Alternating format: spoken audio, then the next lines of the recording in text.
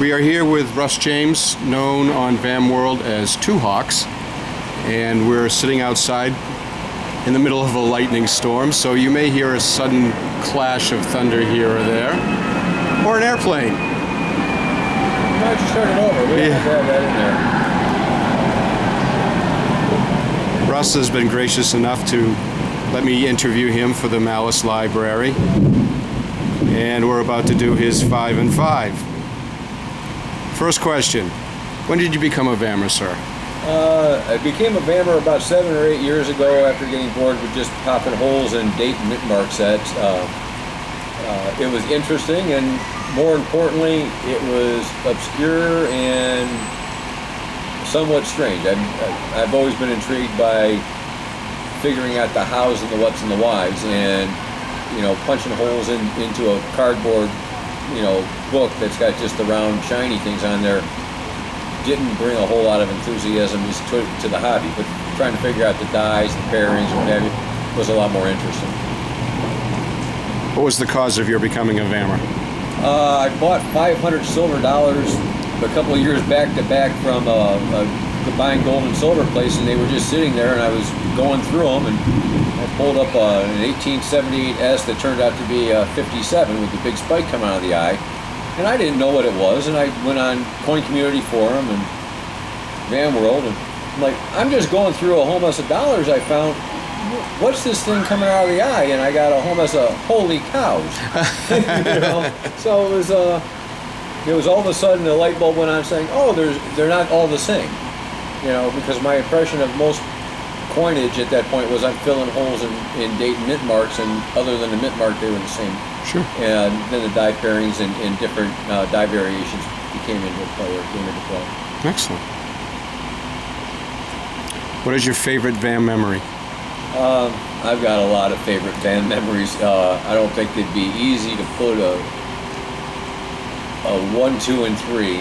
As far as my favorite memory that I can come to pass is yesterday when we had our Vam Thing auction, and we were auctioning off the world's worst cologne in the world, and I got stuck with it back, and I paid money back to go and be able to hand it to someone else, and somebody had to be present, and lo and behold, Brian Raines walks in the door, and I know he's too cheap to go and pay somebody else to take it, so I handed it to him, and it was the first time I've ever seen Brian Raines at a complete loss of words with complete bafflement in his face. It was just, you priceless. couldn't have timed it. Yes, it was priceless. And you couldn't have timed it any better.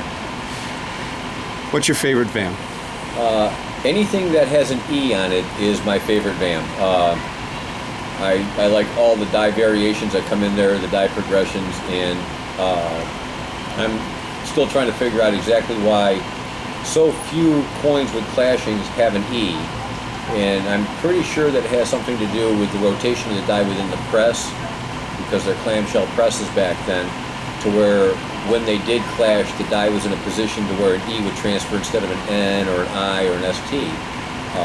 And I'm still trying to work that out. Ash Harrison and I are actually trying to figure out what type of position mechanically in the press would cause it, because there are so few die pairs in the grand scheme of things. Yes. What advice do you have for Vammers? There's 2 pieces of advice, and it all depends on the variety collector's pocketbook. The vast majority of us don't have wells of money unless we win the $5 billion lottery or the $1 billion lottery. And when you open up the Vam World pages and you see there's 5,000 varieties, and you're trying to identify one coin that was in your father's collection, if you're going to start collecting varieties and you want to get interested, treat it just like a school project. If you were sitting in school and your teacher was like Ben Stein, going Bueller, you're falling asleep in school. Find some type of variety or die oddity that intrigues you. Excites you. Exciting would be, but intrigue. Something that you would actually, you want to know how, what, or why. Mm-hmm. And instead of trying to collect 5,000 coins or just going into the top 100, study that particular variety of why and collect those. Because what you'll learn while studying that, there's a lot of crossover issues within other varieties.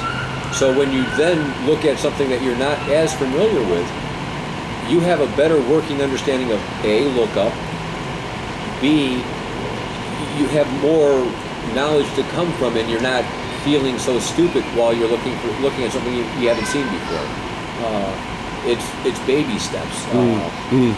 While variety the first year, I was overwhelmed. And when you get on Van World, most of us have answered the same question 10, 15, 20, 30 times from people that just started collecting or started getting interested in it. And we as people forget that we were that uninformed before, and we get short-sighted. And that's human nature.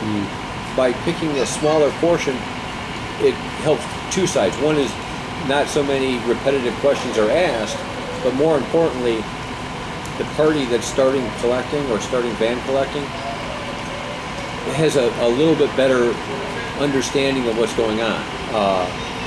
Once you find just a small niche, you can build on it, and you can build a small subset without having to spend tens of thousands of dollars while increasing your education. It's just keep it small at first, so you feel more comfortable. And once you become more comfortable, then the world's your oyster. Second piece of advice? Don't buy any high grade or the highest grade E-Van Clash dollars, so I don't get bid up. Okay, that's wonderful.